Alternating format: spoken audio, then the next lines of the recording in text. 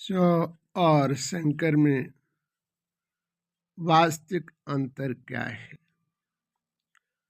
शिव एक कल्याणकारी मानव जीवन को उद्धार करने की मूर्ति है। शंकर जी उसकी आराधना करते हैं, जिससे आराधना में वो सदा लीन रहते हैं, इसीलिए उन्हें योगेश्वर भी कहा गया है। उनके समान तपस्या अन्य देवता नहीं करते हैं, इसीलिए शिव प्रतिमा उनके सामने रखी लेते हैं। यही ध्यान में दिखाई गई है। तो परमात्मा शिव और शंकर में ये अंतर है। शिव हैं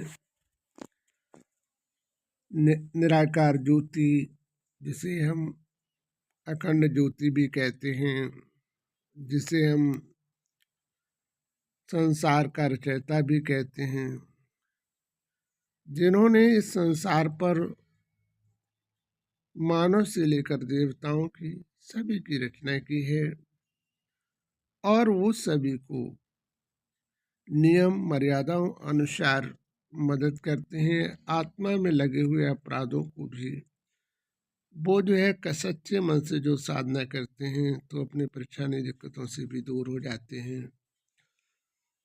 इस प्रकार से शिव बहुत जल्दी प्रसन्न हो जाते हैं।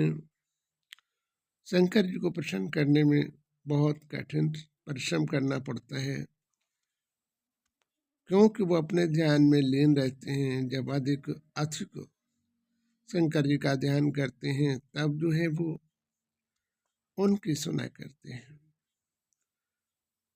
तो इस प्रकार से शंकर जी भी मनुष्य जीवन का उद्धार करने का ही कार्य करते हैं। शिव जो है शंकर जी को संसार में जब अत्याचार भ्रष्टाचार नहीं रुकता है, ऐसी अवस्था में शंकर जी इस संसार का विध्वंस कर देते हैं। तो वास्तविक हमें अपने जीवन में उन चीज़ों का ध्यान देना चाहिए। अपने कर्मों पर अधिक ध्यान दें, जो कि तुम्हारे जीवन में दुख और समस्याओं का सामना न करना पड़े, और जो है परमात्मा भी आपका साथ दे।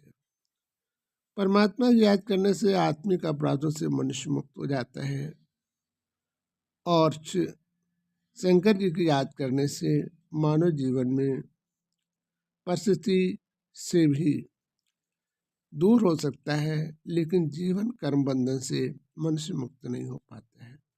दोनों के याद करने में ये वास्तविक फर्क हुआ करता है, इसलिए हमें इस चीज का ध्यान देना चाहिए।